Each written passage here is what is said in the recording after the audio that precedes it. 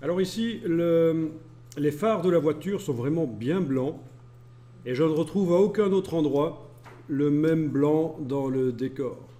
Même le blanc de la neige là, il est un peu sali.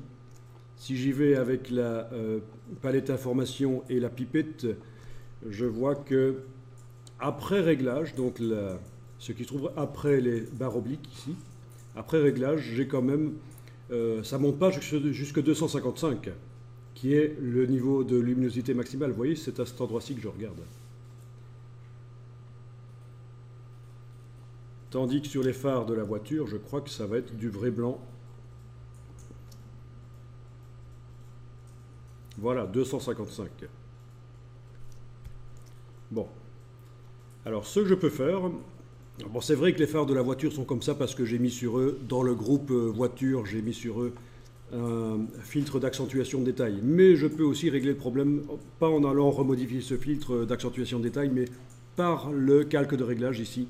Si je prends l'extrémité ici, je vais pouvoir redéfinir l'intensité des blancs. Vous voyez le phare de la voiture là? Il devient moins contrasté en fait. Il commence à tomber dans une gamme qui a l'air de mieux s'intégrer dans le décor.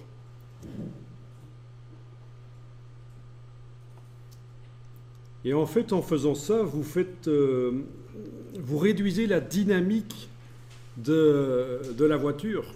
Elle n'utilise pas toute la plage dynamique possible. Il n'y a plus de pixels vraiment blancs dans la voiture comme ça. Et donc c'est un peu l'inverse de ce qu'on a fait tout à l'heure sur les photos vieilles, où on a redonné de la dynamique en faisant en sorte qu'un gris clair devienne blanc. Ici, on fait en sorte qu'un blanc devienne gris clair.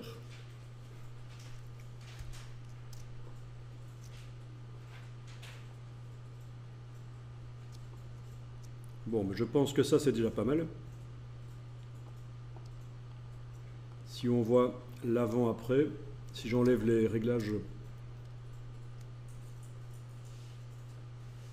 voilà.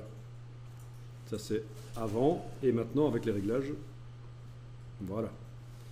Le pare-brise, là, le calque de réglage, il était rougeâtre parce que j'avais fait une ambiance rougeâtre, mais je vais aller modifier ça.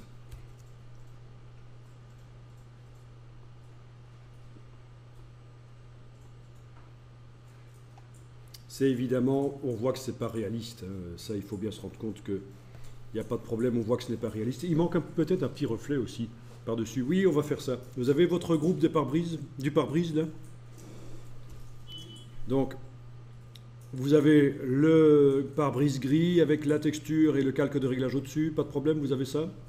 Eh bien, par-dessus, là-dedans, on va aller mettre un calque vide. Vous cliquez sur le bloc de feuilles, un calque vide qui ne va agir, qui va être visible, le contenu va être visible qu'à l'endroit où il y a les pixels gris. Donc, touche Alt, je fais en sorte qu'il ne soit visible, le contenu ici, que là où les pixels gris sont visibles.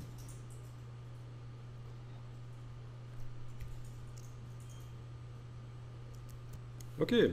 Et là-dedans, je vais aller mettre un dégradé. Je prends l'outil dégradé. Je vais m'arranger pour avoir du blanc dans la case de premier plan. Donc, par exemple, en cliquant là-dessus, puis en cliquant là-dessus, j'ai du blanc dans la case de premier plan. Et je vais mettre un dégradé qui va du premier plan vers le transparent. Et quand je clique à cet endroit-ci, c'est le dégradé qui est le deuxième là. Premier plan vers transparent. Donc du blanc vers le transparent, puisque mon premier plan est blanc dans la palette des outils. Et je trace. Voilà. Alors là, il faut annuler. Une fois qu'on l'a mis et qu'il ne nous plaît pas, il faut annuler parce que comme il y a de la transparence, il faut pouvoir gérer ça. Ok. Donc vous le tracez dans un sens ou l'autre, mais chaque fois que vous le annulez, CTRL Z, voilà. Et voilà, vous voyez, on a un petit coup de lumière sur le pare-brise, ça va donner du réalisme. J'annule, je peux le refaire un peu plus fort pour vous montrer que si le coup de lumière est trop fort, vous pouvez diminuer l'opacité de ce calque et forcément il sera moins fort. Donc palette des calques, on diminue l'opacité, voilà. Et ça fait une différence quand même, ça donne du réalisme, ça donne de de la matière au pare-brise en fait, ce reflet.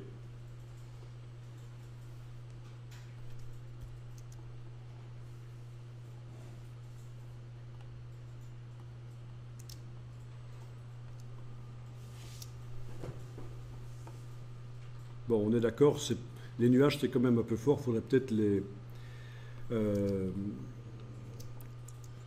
remplacer par autre chose, par le décor en fait. Mais bon, c'était juste une manière de montrer comment mettre une texture sur le pare-brise, comment recréer le pare-brise. Voilà. Et alors, il nous reste une dernière chose à faire ici, enfin non, deux choses à faire. Il faut mettre des ombres sous la voiture, parce que pour l'instant, elle n'a pas d'ombre, c'est pas réaliste. On n'a pas l'impression qu'elle est intégrée dans le décor. Et puis, deuxième chose, mettre un calque de réglage pour régler la luminosité avec, comme on a fait tout à l'heure sur Chaplin, donc un calque de réglage de densité plus, densité moins. Donc on va faire ça. Les ombres, puis le calque de réglage, ça va nous prendre 10 minutes et puis on aura terminé.